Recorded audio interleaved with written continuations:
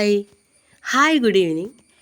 ഇന്ന് നമ്മൾ പഠിക്കാൻ പോകുന്നത് 9ാം ക്ലാസ്സിലെ സോഷ്യൽ സയൻസിൻ്റെ ലാസ്റ്റ് പാർട്ടാണ്. അപ്പോൾ നമ്മൾ കഴിഞ്ഞ ദിവസം ഡിസ്കസ് ചെയ്ത് നിയോലിത്തിക് ഏജിനെ കുറിച്ചാണ്. അപ്പോൾ നിയോലിത്തിക് ഏജിൽ എന്തൊക്കെ പുതിയ മാറ്റങ്ങളാണ് ഉണ്ടായതെന്ന് പറഞ്ഞു അല്ലേ. മിനുസപ്പെടുത്തിയ ഉപകരണങ്ങൾ ഉപയോഗിക്കാൻ തുടങ്ങി, അതുപോലെ തന്നെ അഗ്രികൾച്ചർ മെച്ചപ്പെടാൻ തുടങ്ങി, എവിടെയാണോ കൃഷി ചെയ്യുന്നത് ആ ഏരിയയിൽ അവർ താമസിക്കാൻ തുടങ്ങി, പിന്നെ കൂടുതൽ ധാന്യങ്ങൾ സംഭരിച്ചു വയ്ക്കാൻ തുടങ്ങി, പിന്നെ ഈ കൃഷിയുമായി പറ്റിച്ചേർന്ന് പുതിയ തൊഴിലുകളും ഉണ്ടാവാൻ തുടങ്ങി. ഇത്രയൊക്കെയാണ് നമ്മൾ ചർച്ച ചെയ്തത്. പേജ് നമ്പർ 19 എടുക്കുക. ആ 19ൽ നമ്മളോട് ഫ്ലോ ചാർട്ട് പ്രിപ്പയർ ചെയ്യാനായിട്ട് പറയുന്നുണ്ട്. അതിലെന്തൊക്കെ എഴുതാൻ പറ്റും? ഡൊമസ്റ്റിക്കേഷൻ ഓഫ് ആനിമൽസ് എഴുതാം. ഇപ്പോൾ ടീച്ചർ പറഞ്ഞതുപോലെയുള്ള ധാന്യ സംഭരണം എഴുതാം അല്ലേ. പിന്നെയോ പുതിയ ഉപകരണങ്ങളുടെ കണ്ടുപിടുത്തം എഴുതാം. ഇതെല്ലാം ചേർത്തൊരു ഫ്ലോ ചാർട്ട് തയ്യാറാക്കുക. Complete the table below by observing the world map and find out the countries in which neolithic sites are located. അതായത് ലോക ഭൂപടം നിരീക്ഷിച്ച് ചുവടെ തന്നിരിക്കുന്ന നവീന ശിലായുഗ കേന്ദ്രങ്ങൾ ഏതൊക്കെയാണെന്ന്, അല്ലെങ്കിൽ അവ ഏതൊക്കെ രാജ്യങ്ങളിലാണെന്ന് കണ്ടെത്താനാണ് പറഞ്ഞിരിക്കുന്നത്. ഏതൊക്കെ തന്നിട്ടുണ്ട്? Jericho, Jarmo, Ali Kosh, Mehrgarh. ഈ ജെറീക്കോ എന്ന് പറയുന്ന പ്രദേശം പാലസ്തീനുമായിട്ട് ബന്ധപ്പെട്ട് കിടക്കുന്ന വെസ്റ്റ് ബാങ്ക് എന്ന് പറയുന്ന സ്ഥലത്താണ്. ദെൻ ജാർമോ ഇറാഖിലാണ്. അലികോഷ് ഇറാനിലാണ്. ദെൻ മെഹർഗഡ് പാകിസ്ഥാനിലാണ്. ആ പാകിസ്ഥാൻ എന്നുള്ളത് നിങ്ങൾക്ക് പെട്ടെന്ന് മനസ്സിലായി കാണും അല്ലേ. ഇന്ത്യയുടെ മാപ്പിൽ ഏറ്റവും മുകളിൽ ആയിട്ടല്ലേ, ലെഫ്റ്റ് സൈഡിലായിട്ടാണ് അത് കിടക്കുന്നത്. Mehrgarh Pakistan. Page number 20. Jarmo in the Kurdish hills of Iraq. ഇറാഖിലെ കുർദിഷ് കുന്നുകളിലെ ജാർമോ, അതാണ് എൻ്റെ അർത്ഥം. Robert J Braidwood led the archaeological excavations in Jarmo in the Kurdish hills modern Iraq. അതായത് റോബർട്ട് ജെ ബ്രൈഡ്വുഡാണ് ഖുർദിഷ് കുന്നുകളിലെ, അല്ലെങ്കിൽ ഇപ്പോഴത്തെ ഇറാഖിലെ ഖുർദിഷ് കുന്നുകളിലെ ജാർമോയിൽ പുരാവസ്തു ഗവേഷണത്തിന് നേതൃത്വം നൽകിയത്. The people of Jarmo cultivated barley and 2 varieties of wheat. അതായത് ഈ ജാർമോയിലെ ജനങ്ങൾ ബാർലിയും 2 തരത്തിലുള്ള ഗോതമ്പും കൃഷി ചെയ്തിരുന്നു. There were clear indications that they domesticated goat and some other animals. എന്താണ് പ്രത്യേകത? ആടിനെയും മറ്റ് ചില മൃഗങ്ങളെയും ഇണക്കി വളർത്തിയതായിട്ട് ഇവർ ജാർമോയിൽ നിന്ന് കണ്ടെടുക്കുകയാണ്. അടുത്ത നോക്കുക. Their dwellings were small huts. They made figures of animals and humans with clay. ഇവിടുത്തെ വീടുകൾ ചെറിയ കുടിലുകളായിരുന്നു. അവർ കളിമണ്ണ് കൊണ്ട് മൃഗങ്ങളുടെയും മനുഷ്യരുടെയും രൂപങ്ങൾ നിർമ്മിച്ചിരുന്നു. Among the human figures they made, the most prominent was that a pregnant woman. അവർ നിർമ്മിച്ചതിൽ ഏറ്റവും പ്രധാനപ്പെട്ട മനുഷ്യരൂപങ്ങളിൽ നമുക്ക് ഏറ്റവും ശ്രദ്ധയാകർഷിച്ചത് ഗർഭിണിയായ സ്ത്രീയുടെ രൂപമാണ്. ഇനി താഴേക്ക് നോക്കുക. മെഹർഗ. എന്താണ് മെഹർഗഡ്? അതിൻ്റെ പ്രത്യേകത, the neolithic site in the Indian subcontinent. Mehrgarh Indian ഉപഭൂഖണ്ഡത്തിലെ നവീന ശിലായുഗ കേന്ദ്രമായിരുന്നു. Archaeologist considered that Mehergarh, now in Pakistan, was a site in ancient India where the important features of Neolithic age like domestication of animals and plants began first. നവീന ശിലായുഗത്തിലെ ഏറ്റവും പ്രധാനപ്പെട്ട സവിശേഷതയിൽ ഒന്നാന്ന് പറഞ്ഞു മൃഗങ്ങളെ ഇണക്കി വളർത്തിയത് അല്ലേ. അതുപോലെ തന്നെ കൃഷി. ഇതിനൊക്കെ തുടക്കം കുറിച്ച പ്രാചീന ഇന്ത്യയിലെ ആദ്യത്തെ പ്രദേശമാണ് മെഹർഗഡ് എന്ന് പറയുന്നത്. പ്രാചീന ഇന്ത്യയിലെ. ഇപ്പോൾ എവിടെയാണ് പ്രദേശം? പാകിസ്ഥാനിലാണ് കേട്ടോ എന്നും പുരാവസ്തു ഗവേഷകർ പറയുന്നുണ്ട്. ഈ പ്രദേശത്തെ എന്താണ് പ്രത്യേകത എന്ന് നോക്കിക്കേ. This region is called the bread basket of Balochistan. അപ്പോൾ ഈ പ്രദേശത്തെ വിളിക്കുന്ന പേരെന്താണ്? Bread basket of Balochistan. Okay, അപ്പോൾ നമ്മുടെ 3 ഏജസ്, അതായത് സ്റ്റോൺ ഏജിലെ പാലിയോലിത്തിക് ഏജും മെസോലിത്തിക് ഏജും നിയോലിത്തിക് ഏജും കഴിഞ്ഞു. ഇനി അടുത്തതാണ് മെറ്റൽ ഏജ്. എന്താണ് മെറ്റൽ ഏജ് എന്ന് പറഞ്ഞാൽ? ലോഹയുഗം. ലോഹയുഗം എന്താണെന്ന് നോക്കാം. The metal age began when humans started using metals instead of stone. Stone പറഞ്ഞാൽ എന്താണ്? നമ്മൾ സ്റ്റോൺ ഏജ് ടൂൾസും വെപ്പൺസും ഉപയോഗിക്കാൻ അല്ലേ മനുഷ്യർ ഉപയോഗിച്ച കാലമാണ് എന്ത് ഏജ്? Stone age. അപ്പോൾ എന്തായിരിക്കും മെറ്റൽ ഏജ് എന്ന് പറഞ്ഞാൽ? ശിലയുടെ സ്ഥാനത്ത് ലോഹങ്ങൾ ഉപയോഗിക്കാൻ തുടങ്ങിയതോടെ മനുഷ്യർ എന്ത് ചെയ്തു? ലോഹയുഗത്തിലേക്ക് പ്രവേശിക്കുകയാണ് അല്ലേ. അപ്പോൾ ഈ ഒരു പീരീഡാണ് എന്ത് പീരീഡ്? മെറ്റൽ ഏജ് എന്ന് പറയുന്നത്. അപ്പോൾ എന്ത് ചെയ്യണം? സ്റ്റോണിന് പകരം ടൂൾസായിട്ടും വെപ്പൺസായിട്ടും മെറ്റൽ ഉപയോഗിച്ച കാലഘട്ടമാണ് എന്ത് ഏജ്? മെറ്റൽ ഏജ് എന്ന് പറയുന്നത്. This age clearly reflects the human progress in technology. എന്താണ് പ്രത്യേകത? സാങ്കേതിക വിദ്യയിൽ മനുഷ്യർ കൈവരിച്ച പുരോഗതി ഏറ്റവും വ്യക്തമായി പ്രകടമാക്കുന്ന കാലഘട്ടമാണ് ഏത് കാലം? ലോഹയുഗം അഥവാ മെറ്റൽ ഏജ് എന്ന് പറയുന്നത്. Copper was the first metal used by humans. മനുഷ്യൻ ഉപയോഗിച്ച ആദ്യത്തെ ലോഹം ഏതാണ്? ചെമ്പാണ്. ഏതാണ്? ചെമ്പ് അഥവാ copper. During this period humans learn the technique of turning raw copper into weapons and tools. പ്രകൃതിദത്തമായിട്ടുള്ള ചെമ്പിനെ ആയുധങ്ങളാക്കിയും ഉപകരണങ്ങളൊക്കെ ആയിട്ട് മാറ്റുന്ന സാങ്കേതിക രീതി ഈ ഒരു ടൈമിലാണ് മനുഷ്യൻ കണ്ടുപിടിക്കുന്നത്, അവൻ കൈവരിക്കുന്നത്. The presence of copper was found in the early agrarian villages of Catal Huyuk in Turkey, Cayonu in northern Syria, Ali Kosh in Iran. അപ്പോൾ പ്രധാനമായിട്ടും ചെമ്പിനെ ആയുധങ്ങളാക്കി ഉപകരണങ്ങളാക്കി ഉപയോഗിച്ച സാങ്കേതികവിദ്യ ഈ കാലഘട്ടത്തിൽ മനുഷ്യൻ കണ്ടുപിടിച്ചു എന്ന് പറഞ്ഞു. അപ്പോൾ ഏറ്റവും പ്രധാനമായിട്ടും എവിടെയാണ് ചെമ്പിൻ്റെ സ്വാധീനം കണ്ടെത്തിയിരിക്കുന്നത്? ഇത് 3 സ്ഥലത്താണ്. ചാത്തൽ ഹൊയുഗ് എവിടെ? തുർക്കിയിൽ. ചയാനു വടക്കൻ സിറിയ, Ali Kosh in Iran. It is believed to have existed around 7000 BCE. ഏകദേശം BC 7000 ഇതിൻ്റെ കാലമായിട്ട് കണക്കാക്കുന്നത്. ഈ ഒരു കാലഘട്ടത്തിലാണ് അവിടെ മെറ്റൽ ഉപയോഗിച്ചിരുന്നത്, കോപ്പർ ഉപയോഗിച്ചിരുന്നതായിട്ട് കണക്കാക്കപ്പെടുന്നു. നെക്സ്റ്റ് പേജിലേക്ക് നോക്കൂ. അപ്പോൾ ഈ പേജിൽ നമ്മൾ എന്തൊക്കെ പഠിച്ചു? ഈ പേജിൽ നമ്മൾ ഇറാഖിലെയും മെഹർഗഡ് തുടങ്ങിയ നിയോലിത്തിക് ഏജിൻ്റെ സ്വാധീനം കണ്ടെത്തിയ കുറേ പ്രദേശങ്ങൾ നമ്മൾ പഠിച്ചു. ദെൻ മെറ്റൽ ഏജിലേക്ക് നമ്മൾ കടക്കുകയാണ്. എന്തൊക്കെ പറഞ്ഞു? മെറ്റൽ വെപ്പണും ടൂൾസുമായിട്ട് ഉപയോഗിച്ചുകൊണ്ടിരുന്ന കാലഘട്ടമാണ് എന്ത് ഏജ്? മെറ്റൽ ഏജ് എന്നും പറഞ്ഞു. ആദ്യമായിട്ട് മനുഷ്യൻ യൂസ് ചെയ്ത മെറ്റൽ ഏതാണ്? കോപ്പറാണ്. ഇനി അടുത്ത പേജിലേക്ക് പോവുക. What are the advantages of copper tools over stone tools? നിങ്ങൾ തന്നെ പറഞ്ഞേ, എന്തായിരിക്കും ഈ കല്ലിനേക്കാളും നമ്മൾ മെറ്റൽ ഉപയോഗിച്ചാലുള്ള ഗുണം? ഒന്നാമത്തത്, can be changed into suitable shape and form. അനുയോജ്യമായ ആകൃതിയിൽ രൂപത്തിൽ നമുക്ക് മാറ്റാൻ പറ്റും അല്ലേ. പിന്നെയോ ഡ്യൂറബിലിറ്റി, ഒത്തിരി നാൾ ഇത് നിലനിൽക്കും. പിന്നെ ഷാർപ്പനിങ് ആക്കാനായിട്ട് മെറ്റലാണ് ഏറ്റവും കൂടി നന്നായിട്ടുള്ളത് അല്ലേ. അപ്പോൾ സ്റ്റോണിനേക്കാളും നന്നായിട്ട് ഷാർപ്പനിങ് ആക്കാൻ കഴിയുന്ന ഏതാണ്? മെറ്റലാണ്.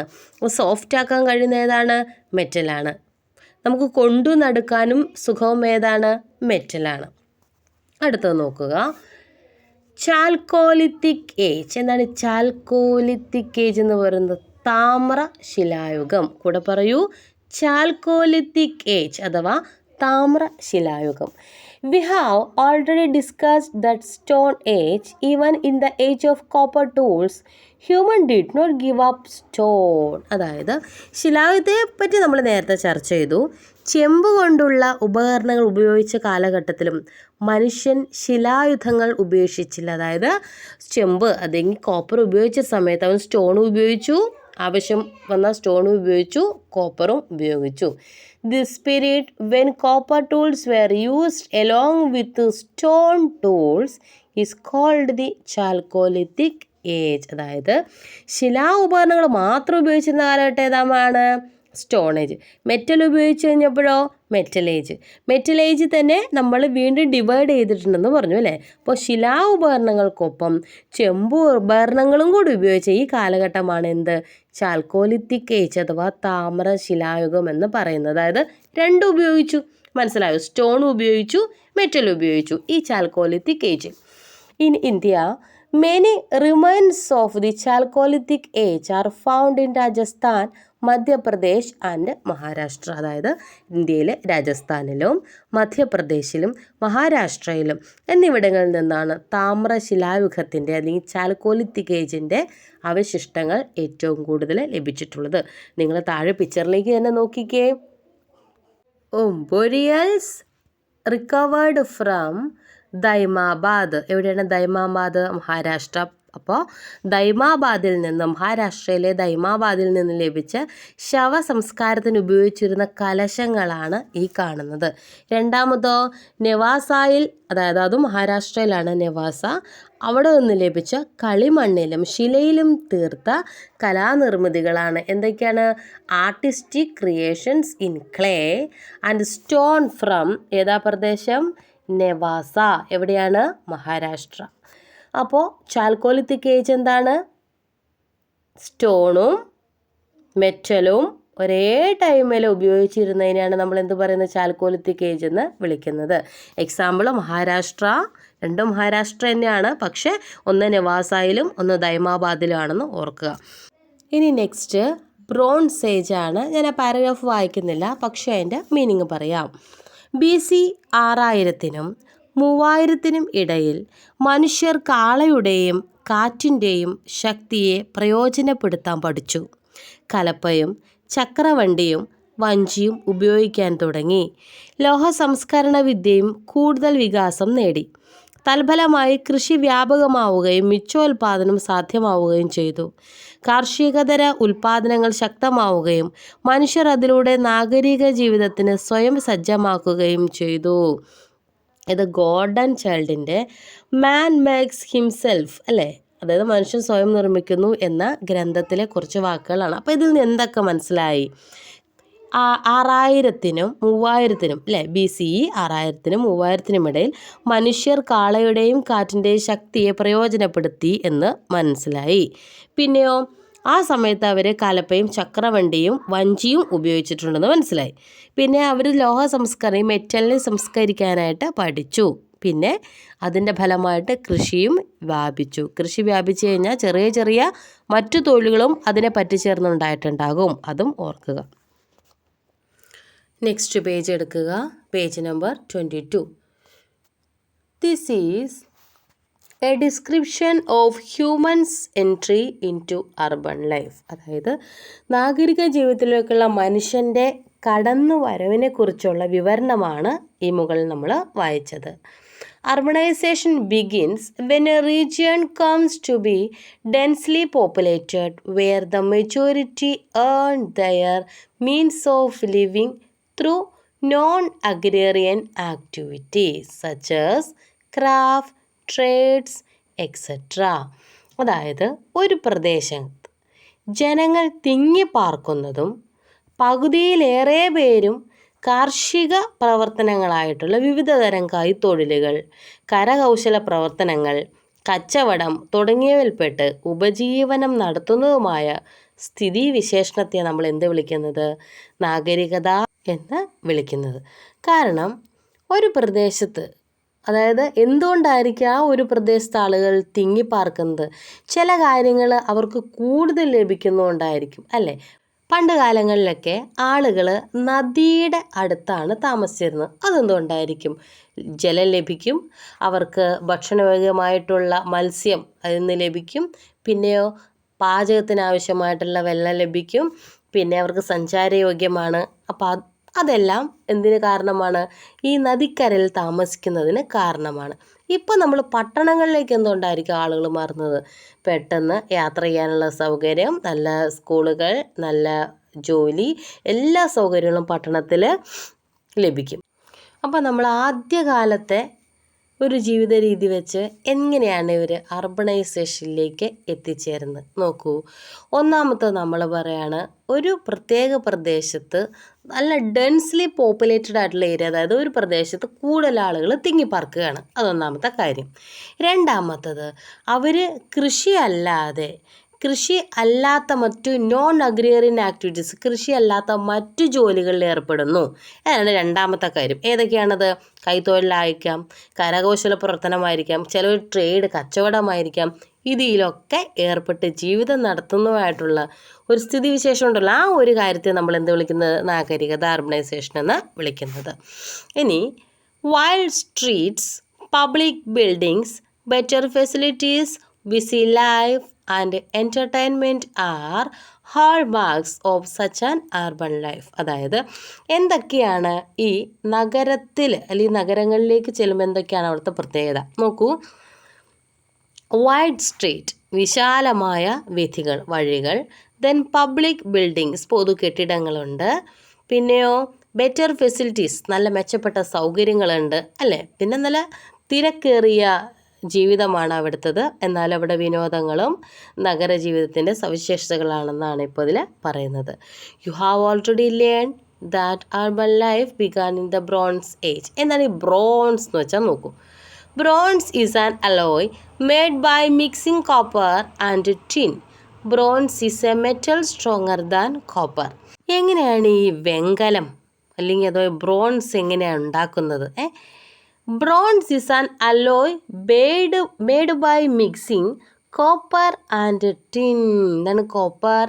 ചെമ്പും ടിൻ, വെളുത്തീയവും ചേർത്ത് സംസ്കരിച്ചുണ്ടാക്കുന്ന ഒരു ലോഹസങ്കരമാണ് എന്ത്? വെങ്കലം എന്ന് പറയുന്നത്, അല്ലെങ്കിൽ ബ്രോൺസ് എന്ന് പറയുന്നത്.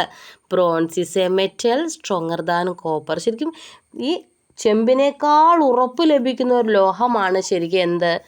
വെങ്കലമെന്ന് പറയുന്നത്. പല ലോഹങ്ങളും അങ്ങനെയാണ്, നേരിട്ട് ലഭിക്കുന്നതിനേക്കാൾ സ്ട്രോങ് എന്ന് പറയുന്നത് മറ്റു ലോഹങ്ങളുമായിട്ട് മിക്സ് ആവുമ്പോഴാണ് അല്ലേ. അപ്പോൾ ഈ ചെമ്പിനേക്കാൾ ഉറപ്പുള്ള ലോഹമാണ് എന്ത്? വെങ്കലമെന്ന് പറയുന്നത്.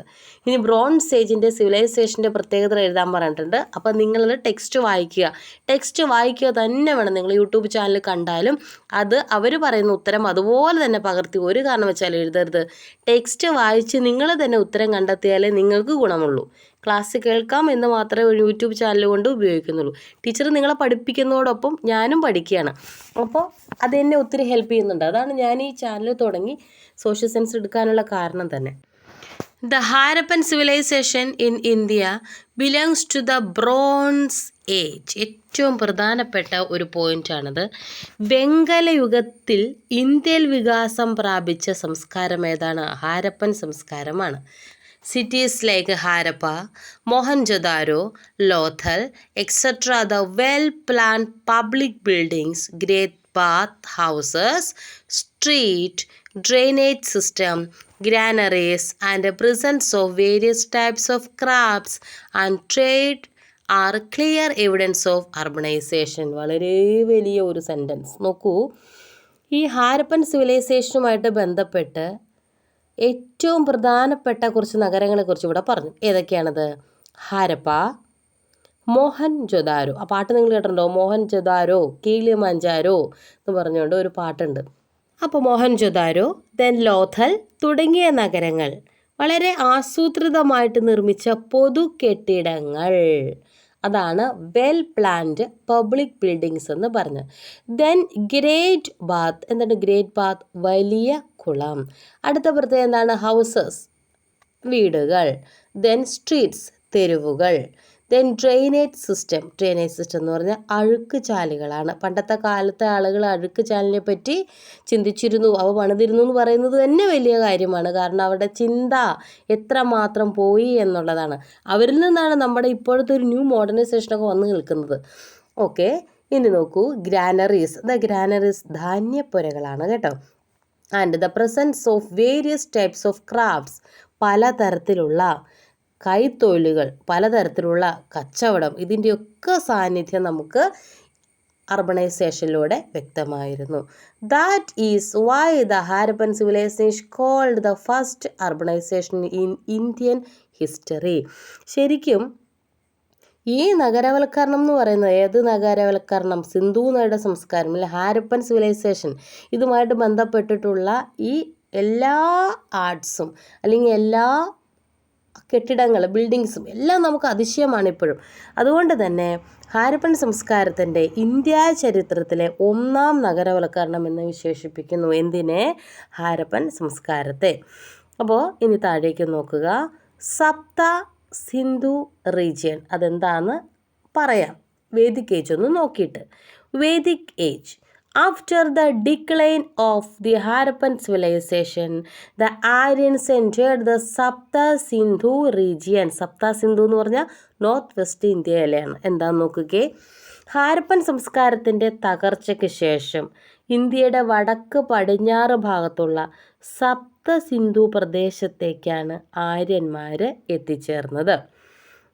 They spoke a language that belonged to the Indo-European family of languages. അവർ ഒരു ഭാഷ സംസാരിച്ചിരുന്നു. അത് ഇന്തോ യൂറോപ്യൻ ഭാഷാ കുടുംബത്തിൽ ഉൾപ്പെട്ട ഒരു ഭാഷയായിരുന്നു. ഇന്ത്യയുടെയും യൂറോപ്പിൻ്റെയും ഭാഷാ കുടുംബത്തിൽ ഉൾപ്പെട്ട എന്തോ ഒരു ഭാഷയാണ് അവരെന്ന് സംസാരിച്ചിരുന്നത്. Based on linguistic evidence, Aryans are believed to the natives of Central Asia. ഭാഷാപരമായ തെളിവുകളുടെ അടിസ്ഥാനത്തിൽ ആര്യന്മാരുടെ ജന്മദേശം മധ്യേഷ്യയാണെന്നാണ് കരുതപ്പെടുന്നത്. അപ്പോൾ മധ്യേഷ്യയിൽ നിന്ന് ഇന്ത്യയിൽ ഹാരപ്പൻ്റെ തീരത്ത് എത്തിയ ആര്യന്മാരാണ് അന്ന് ഈ നഗരവൽക്കരണ സമയത്ത് അവിടെ ജീവിച്ചിരുന്നത്. We get to know about this age from the Vedas. Therefore, this period is called Vedic age, which falls between 1500 BC to 600 BCE. വേദങ്ങളിൽ നിന്നുമാണ് നമുക്ക് ഈ കാലഘട്ടത്തെക്കുറിച്ചുള്ള അറിവുകൾ ലഭിക്കുന്നതെന്ന് മനസ്സിലായി. അതിനാൽ ഈ കാലത്തെ വേദകാലം എന്നും വിളിക്കുന്നു. ഏതാണ് ഈ വേദകാലം എന്നറിയപ്പെടുന്ന പീരീഡ്? വെറുതെ അങ്ങ് പറയാൻ പറ്റുമോ? ഇല്ല. 1500 BCക്കും 600 BCക്കും ഇടയിലുള്ള പ്രദേശത്തെയാണ് വേദകാലം അഥവാ വേദിക് ഏജ് എന്ന് വിളിക്കുന്നത്. എന്താ മക്കളെ? Sapta Sindhu region. The Sapta Sindhu region is the region that includes the Indus River and its tributaries. നോക്കൂ, സിന്ധു നദിയും അതിൻ്റെ പോഷക നദികളും ഉൾപ്പെടുന്ന പ്രദേശമാണ് സപ്ത സിന്ധു പ്രദേശം. വലിയ ആനയൊന്നുമല്ല, വെരി സിമ്പിൾ. സപ്തം സിന്ധു, സപ്തം എന്ന് പറഞ്ഞാൽ സപ്ത നദികൾ 7. അപ്പോൾ സപ്ത നദികൾ, ഈ സിന്ധു നദിയും അതിൻ്റെ 7 പോഷക നദികളും കൂടി ഉൾപ്പെടുന്ന പ്രദേശമാണ് എന്ത്? സപ്ത സിന്ധു റീജിയൻ എന്ന് പറയുന്നത്. Next, Indo European languages. ഇതൊക്കെ നിങ്ങൾക്ക് പുതിയ വേർഡ്സ് ആയതുകൊണ്ടാണ് അതിന് പ്രത്യേകം എന്താണെന്ന് കൊടുത്തിരിക്കുന്നത് കേട്ടോ. Indo European languages. Indo European languages include Sanskrit, Latin, Greek, German, English, Swedish, Russian, Polish, Italian, Spanish, French and Romanian. അതായത് ഏതൊക്കെയാണ് ഇന്തോ യൂറോപ്യൻ ഭാഷകൾ? സംസ്കൃതം, ലത്തീൻ, Greek, German, English, Swedish, Russian, Polish, Italian, Spanish, French, റുമാനിയൻ. ഈ ഭാഷകളാണ് എന്തിലുൾപ്പെടുന്നത്? ഇന്തോ യൂറോപ്യൻ ഭാഷകളിൽ ഉൾപ്പെടുന്നത്. അപ്പോൾ നമ്മൾ മെറ്റൽ ഏജിലേക്ക് കടന്നു. ചാൽക്കോലിത്തിക് ഏജ് എന്താണെന്ന് പറഞ്ഞു, ബ്രോൺസ് ഏജ് എന്താണെന്ന് പറഞ്ഞു, എങ്ങനെയാണ് അർബണൈസേഷനിലേക്ക് കടക്കുന്നത് അല്ലേ, ഒരു അർബൺ ലൈഫിലേക്ക് കടക്കുന്നതെന്നും പറഞ്ഞു. ഇനി നെക്സ്റ്റ് പേജ് നോക്കുക, page number 23. The Vedic period is divided into 2. Vedic ഏജിനെ രണ്ടായിട്ട് തരംതിരിച്ചിരിക്കുന്നു. ഏതൊക്കെയാണ്? Vedic age, early Vedic period and later Vedic period. എന്താണ് ഏർലി വേദിക് പീരിയഡിൻ്റെ പ്രത്യേകത? The period when Rigveda was compose, അതായത് ആദ്യകാല വേദകാലം എന്നതുകൊണ്ട് ഉദ്ദേശിക്കുന്നത് ഋഗ്വേദം രചിച്ച സമയത്തെയാണ്. ദെൻ ലേറ്റർ വേദിക് പീരിയഡ് എന്ന് പറയുന്നത് the period when Yajur, Sama and Atharva Vedas were composed. പിൽക്കാല വേദകാലം എന്ന് പറയുന്നത് യജുർവേദവും സാമവേദവും അതുപോലെ അഥർവ വേദങ്ങളും രചിച്ച കാലമാണ്. പക്ഷെ ഋഗ്വേദം രചിച്ച കാലം മാത്രമാണ് ഏതായിട്ട് പറയുന്നത്? ആദ്യകാല വേദമെന്ന് പറയുന്നത്. ബാക്കി എല്ലാം വരുന്നത് പിൽക്കാല വേദകാലത്തിലാണ്. Let us compare the life of the people in the early Vedic and the later Vedic periods. ഈ ഏർലി വേദിക് പീരീഡിലെയും ലേറ്റർ വേദിക് പീരീഡിലെയും ഫീച്ചേഴ്സാണ് താഴെ തന്നിരിക്കുന്നത്. അപ്പോൾ ഫസ്റ്റ് നമുക്ക് ഏർലി വേദിക് പീരീഡിലെ നോക്കാം. First point Sapta Sindhu region. അപ്പോൾ നമ്മൾ ആദ്യം പഠിച്ചു ഹാരപ്പൻ സംസ്കാരത്തിൻ്റെ തകർച്ചയ്ക്ക് ശേഷം സപ്ത സിന്ധു പ്രദേശത്തേക്ക് കടന്നു വന്നവരായിരുന്നു ആര്യന്മാരല്ലേ. അപ്പോൾ സപ്ത സിന്ധു പ്രദേശത്തേക്കാണ് ഈ നാടോടികളായിട്ടുള്ളവർ ആദ്യം കടന്നു വന്നതെന്ന് പറഞ്ഞു. ദെൻ പാസ്റ്ററൽ എക്കണോമി എന്ന് പറഞ്ഞാൽ ഇടയ സമ്പദ് വ്യവസ്ഥ. ഇങ്ങനെ കന്നുകാലികളെയൊക്കെ മേച്ചും അല്ലേ, മേച്ചിൽപ്പുറങ്ങളിലൂടെയൊക്കെ ഉള്ള സമ്പദ് വ്യവസ്ഥയായിരുന്നു ആ ടൈമിലുണ്ടായിരുന്നത്. Then semi nomads. എന്താണ് സെമി നൊമാഡ്സ് എന്ന് പറഞ്ഞാൽ അർദ്ധനാടോടികൾ, അലഞ്ഞ് തിരിഞ്ഞ് നടക്കുന്ന ആളുകളായിരുന്നു. Then comparatively higher social status for woman. ആദ്യകാല വേദകാലത്ത് സമൂഹത്തിൽ സ്ത്രീകൾക്ക് താരതമ്യേന നല്ല ഉയർന്ന സ്ഥാനമാണ് ഉണ്ടായിരുന്നത്. The forest was cleared and burn for cultivation. കാട് വെട്ടിത്തെളിച്ചും തീയിട്ടുമൊക്കെയാണ് അവർ കൃഷി ചെയ്തിരുന്നത്. The society consisted of many tribes. അതായത് നിരവധി ഗോത്രവർഗ്ഗങ്ങൾ എന്ന സമൂഹത്തിൽ ഉണ്ടായിരുന്നു. അടുത്തത് ദ യാഗാസ്, അതായത് യാഗങ്ങൾ. Sacrifices were simple and could be done by the head of the family. അതായത് യാഗങ്ങൾ വളരെ ലളിതമായിരുന്നു. അതോടൊപ്പം തന്നെ ഓരോ കുടുംബനാഥനും ചെയ്യാവുന്ന തരത്തിലുള്ള ലളിതമായ യാഗങ്ങളാണ് ആദ്യകാല പീരീഡിൽ ഉണ്ടായിരുന്നത്. Then natural forces were worshipped. ഓർക്കുക, പ്രകൃതി ശക്തികളെ ആരാധിച്ചു, പ്രകൃതിയിലെ ശക്തികളെ ആരാധിച്ചിരുന്നു.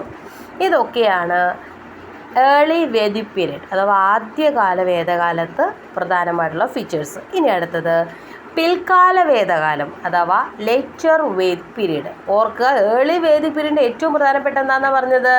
ഋഗ്വേദ എഴുതപ്പെട്ട ടൈം. ബാക്കി എല്ലാ 3 വേദങ്ങളും, ബാക്കി 4 വേദങ്ങളേ ഉള്ളൂ. അതിൽ ഋഗ്വേദം ഒഴികെ ബാക്കി എല്ലാ വേദങ്ങളും എഴുതിയിരിക്കുന്നത് എവിടെയാണ്? ലേറ്റർ വേദിക് പീരീഡിലാണ്. നോക്കുക.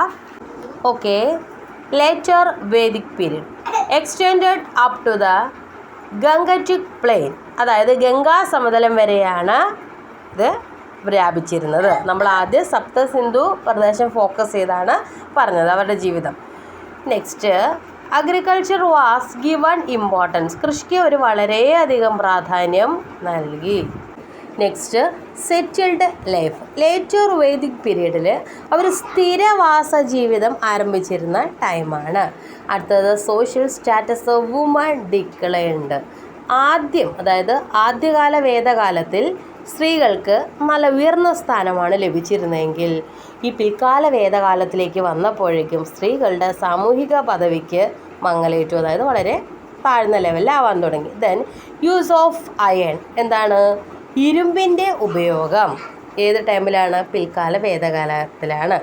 ദെൻ ദ വർണ്ണ സിസ്റ്റം ബിക്കം സ്ട്രോങ്ങർ. അതായത് വർണ്ണ വ്യവസ്ഥ ശക്തിപ്പെട്ടു. എന്താണ് ഈ വർണ്ണ സിസ്റ്റം? എന്താണ് വർണ്ണ സിസ്റ്റം? ഒന്ന് നോക്കിക്കേ, എന്നിട്ട് നമുക്ക് മുന്നോട്ട് പോകാം. There were 4 varnas. Brahmins were those who engaged in priestly rites. Kshatriyas were those who governed and guarded the kingdom. Vaishyas were those who engaged in agriculture and trade. And Shudras were Sir, all these 3 sections. ഇത്രയേ ഉള്ളൂ. വർണ്ണങ്ങൾ 4 എണ്ണം ഉണ്ടായിരുന്നു. അതായത് ആരൊക്കെയാണ്? ബ്രാഹ്മണന്മാരും ക്ഷത്രിയന്മാർ, വൈശ്യർ, ശൂദ്രർ, ഇങ്ങനെയാണ് പറയുന്നത്. അതിൽ ബ്രാഹ്മണന്മാരുടെ ഡ്യൂട്ടീസ് എന്തൊക്കെയാണ്? അവർ പൗരോഹിത്യത്തിൽ ഏർപ്പെട്ടവരാണ് ബ്രാഹ്മണർ. നമുക്കറിയാം എന്താണ് അവിടെ പ്രധാനമായിട്ട് അവർ ഈ പുരോഹിതന്മാർ അല്ലേ, ആ ഒരു ഗണത്തിൽ വരുന്നതാണ്. എന്നാൽ ക്ഷത്രിയന്മാരുടെ ഡ്യൂട്ടി എന്താണ്? രാജ്യഭരണം ഏറ്റെടുക്കുക, രാജ്യത്തെ സംരക്ഷിക്കുക, ഇതൊക്കെയാണ് ക്ഷത്രിയൻസിൻ്റെ ഡ്യൂട്ടി. അടുത്തത് കൃഷിയിലും കച്ചവടത്തിലും ഏർപ്പെട്ടിരുന്നവരാണ് വൈശ്യർ. ഇനിയോ ഈ ബ്രാഹ്മണനെയും ക്ഷത്രിയനെയും വൈശ്യരെയൊക്കെ സേവിക്കുന്ന വിഭാഗമുണ്ടല്ലോ, ഏറ്റവും താഴ്ന്ന തലത്തിലുള്ളവർ, അവരാണ് ശൂദ്രരെന്ന് പറയുന്നത്. ഇനി നമ്മുടെ പിൽക്കാല വേദകാലം അഥവാ ലേറ്റർ വേദിക് പീരീഡിലേക്ക് നോക്കുക. അപ്പോൾ ഈ ടൈമിലാണ് വർണ്ണ സിസ്റ്റം ശക്തി പ്രാപിച്ചെന്ന് മനസ്സിലായി. The yagas become complicated expensive. അതായത് യാഗത്തിന് നല്ല ചിലവായി. മനസ്സിലായോ? പിൽക്കാല വേദകാലത്തിലേക്ക് വരുമ്പോഴേക്കും യാഗത്തിന് നല്ല ചിലവായി. മറ്റേതോ ആദ്യകാല വേദകാലത്തിൽ യാഗത്തിന് വലിയ ചിലവൊന്നുമില്ല, ആ കുടുംബനാഥന് തന്നെ നേരിട്ട് ചെയ്യാൻ പറ്റുമെന്ന് നമ്മൾ പഠിച്ചു. പക്ഷേ പിന്നീട് വന്നപ്പോഴേക്കും യാഗത്തിന് കൂടുതൽ ചിലവ് വരാൻ തുടങ്ങി. The yagas become the privilege of A particular section. അതായത് ഒരു പ്രത്യേക വിഭാഗത്തിൻ്റെ അധികാരം മാത്രമായിട്ട് മാറി യാഗം. ഒത്തിരി പേര് നമ്മൾ അമ്പലത്തിൽ ചെന്നാലും കാണാം യാഗങ്ങളൊക്കെ ചെയ്യുന്നത് ഒത്തിരി പേര് കൂടിയാണ് അല്ലേ, ഒത്തിരി ബ്രാഹ്മണന്മാർ കൂടിയാണ്. അപ്പോൾ അടുത്ത് നോക്കുക, new deities came to worship. അതായത് ഒരു ആരാധനാമൂർത്തിയല്ല, ഒത്തിരി ആരാധനാമൂർത്തികൾ പ്രത്യേകമായിട്ട് രൂപപ്പെടാൻ തുടങ്ങി. പിന്നെയോ ബിഗിനിങ് ഓഫ് വേരിയസ് ക്രാഫ്റ്റ്. അതായത് വിവിധ കരകൗശല വിദ്യകളുടെ തുടക്കവും ഈ പീരീഡിൽ തന്നെയാണ്. ശ്രദ്ധിക്കുക, ക്ലാസ് കേട്ടാലും ടെക്സ്റ്റ് നന്നായിട്ട് വായിക്കണം. നമ്മൾ സ്പെല്ലിങ് കിട്ടാത്തതൊക്കെ എഴുതി പഠിക്കണം, പുതിയ വാക്കുകളുണ്ടാകും. ഇനി എന്താണ് വേദിക് ലിറ്ററേച്ചർ എന്ന് നോക്കുക. അത് അടുത്ത സൈഡിൽ കിടക്കുന്നുണ്ട്, നോക്കുക. Veda means knowledge. അതായത് ബ്രാക്കറ്റിൽ വിത്ത് എന്നിട്ടിട്ടുണ്ട്. There are 4 Vedas. വേദ അല്ലേ, എന്താണ് വേദ എന്ന് വെച്ചാൽ? വേദം എന്നാൽ അറിവ് എന്നാണ് അർത്ഥം. അതിന് വിത്ത് എന്നും ബ്രാക്കറ്റിൽ കൊടുത്തിട്ടുണ്ട് അല്ലേ. അപ്പോൾ വേദം എന്ന് വെച്ചാൽ അറിവ്. എത്ര വേദം ഉണ്ടെന്ന് നമ്മൾ ആദ്യം പഠിച്ചത്? 4 വേദം ഉണ്ടെന്ന് പഠിച്ചു. ഏതൊക്കെയാണ്? They are Rigveda, Yajurveda, Samaveda and Atharvaveda. ഋഗ്വേദം, യജുർവേദം, സാമവേദം ആൻഡ് അഥർവവേദം. അങ്ങനെ 4 എണ്ണമാണ് ഉള്ളത്. ഇതിൽ ആരാണ് ആദ്യം ജനിച്ചതെന്ന് നോക്കിയത്? Earliest of these is the Rigveda. ഇതിൽ ആദ്യം രൂപപ്പെട്ടത് ആദ്യത്തേത് ഋഗ്വേദമാണ്. Then apart from the 4 Vedas, the Brahmanas, Aranyakas and Upanishads are also part of Vedic literature. അതായത് ഈ 4 വേദങ്ങൾ കൂടാതെ അനുബന്ധങ്ങളായിട്ട് ബ്രാഹ്മണങ്ങൾ, അതുപോലെ തന്നെ ആരണ്യകങ്ങൾ, ഉപനിഷത്തുകൾ എന്നിവയൊക്കെ വേദസാഹിത്യത്തിൻ്റെ ഭാഗമായിട്ട് കരുതപ്പെടുന്നു. Vedic literature is the most important source of information about the Vedic period. വേദ കാലഘട്ടത്തെക്കുറിച്ച് ഏറ്റവും കൂടുതൽ മനസ്സിലാക്കുന്നതിനുള്ള സ്രോതസ്സും എന്ത് തന്നെയാണ്? വേദസാഹിത്യങ്ങൾ ആണ്.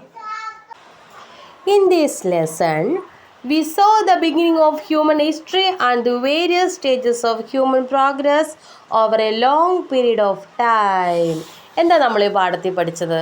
മനുഷ്യ ചരിത്രത്തിൻ്റെ തുടക്കം എന്താണെന്നും അതെങ്ങനെയാണ് ഓരോ കാലഘട്ടത്തിലും അവനുണ്ടായ വികാസങ്ങളൊക്കെയാണ് നമ്മൾ ഈ ഭാഗത്ത് പഠിച്ചത്.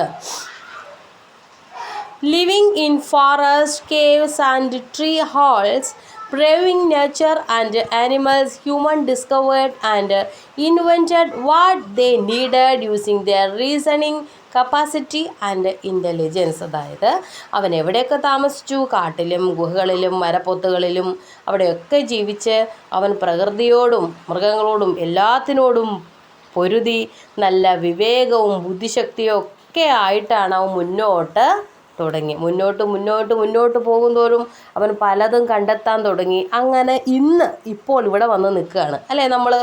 As they advance, social, political and economic structures were formulated by civilised humans. അതായത് പുരോഗതിയുടെ പാതയിലേറി ഒരു നാഗരികരായി മാറിയ മനുഷ്യൻ അല്ലേ, അവരുടെ ഇതായിട്ടുള്ള സാമൂഹിക, രാഷ്ട്രീയ, സാമ്പത്തിക സംവിധാനങ്ങളും രൂപപ്പെടുത്തി. Standing in the 21st century, turning back to the many periods of human history, we are able to know and understand the extent of human progress. അതായത് ഇന്ന് 21-ാം നൂറ്റാണ്ടിലേക്ക് എത്തി നിൽക്കുമ്പോൾ മാനവ ചരിത്രത്തിൻ്റെ ഏറ്റവും അല്ലെങ്കിൽ പല തട്ടിലുള്ള വികാസഘട്ടങ്ങളിലേക്ക് തിരിഞ്ഞു നോക്കണം നമ്മൾ. അപ്പോൾ മനുഷ്യർ എത്ര ദൂരം മുന്നോട്ട് പോയി എന്ന് നമുക്ക് അറിയാൻ സാധിക്കും. അതായത് ഗുഹയിൽ താമസിച്ച അല്ലെങ്കിൽ അലഞ്ഞു തിരിഞ്ഞ് നടന്ന മനുഷ്യരിൽ നിന്ന് ഈ കോൺക്രീറ്റ് വീടുകളിലേക്കും ഫ്ലാറ്റിലേക്കും ഒക്കെ നമ്മൾ എത്തിച്ചെന്നത് എങ്ങനെയാണ്? ഓരോ ഘട്ടങ്ങളിലൂടെയാണ്, കണ്ടുപിടുത്തങ്ങളിലൂടെയൊക്കെയാണ്. അപ്പോൾ അതുകൊണ്ട് നമുക്ക് ആദിമ നിവാസികളെ നമുക്ക് കുറ്റം പറയാൻ പറ്റുമോ? ഇല്ല. അവരിൽ നിന്ന് പതുക്കെ ചേഞ്ച് ചെയ്ത് അടുത്ത സ്റ്റെപ്പ് കയറിയാണ് നമ്മളിവിടം വരെ എത്തിയത്. അപ്പോൾ പാഠം പഠിച്ചു കഴിഞ്ഞു. പുസ്തകം നന്നായിട്ട് പഠിക്കുക, പുസ്തകം നന്നായിട്ട് വായിക്കുക. ക്വസ്റ്റ്യൻ ആൻസർ ടീച്ചേഴ്സ് ക്വസ്റ്റ്യൻ തരികയാണെങ്കിൽ പുസ്തകം നന്നായിട്ട് വായിച്ച് അതിൻ്റെ ആൻസർ എഴുതാൻ ശ്രമിക്കുക. നമ്മളത് എഴുതാൻ ശ്രമിച്ചാലേ നമുക്ക് ക്ലാസ്സിൽ പോയിരിക്കുമ്പോൾ അതിന് ക്വസ്റ്റ്യൻ പേപ്പർ കിട്ടുമ്പോൾ നമുക്ക് ആൻസർ എഴുതാൻ പറ്റുള്ളൂ. അതല്ലാതെ ടീച്ചർ നോട്ട് എഴുതി തരും, ടീച്ചർ പുസ്തകത്തിൽ എല്ലാം ചെയ്തു തരും എന്ന് ഒരിക്കലും നമ്മൾ ടീച്ചർമാരെ മാത്രം ആശ്രയിക്കരുത്. നമ്മൾ സ്വയം കണ്ട് എഴുതുക, സ്വയം കണ്ട് പിടിച്ചെഴുതുക. എന്നാൽ മാത്രമേ നമുക്ക് എന്ത് ചെയ്യാൻ പറ്റുള്ളൂ? പഠിച്ച് മുന്നോട്ട് പോകാൻ പറ്റുള്ളൂ. ഓക്കെ, അപ്പോൾ ക്ലാസ് ഇഷ്ടമായെങ്കിൽ എല്ലാവരും സബ്സ്ക്രൈബ് ചെയ്യണം, ലൈക്ക് ചെയ്യണം. ക്ലാസ് ഇടവേളകൾ വരുന്നുണ്ട്, അത് ചെറിയ തിരക്കായതുകൊണ്ട്. ജൂൺ മാസമായി കഴിഞ്ഞാൽ പിന്നെ തിരക്കൊന്നും ഉണ്ടാവില്ല. നമ്മൾ നന്നായിട്ട് ക്ലാസ് മുന്നോട്ട് പോകും. Okay, thank you very much.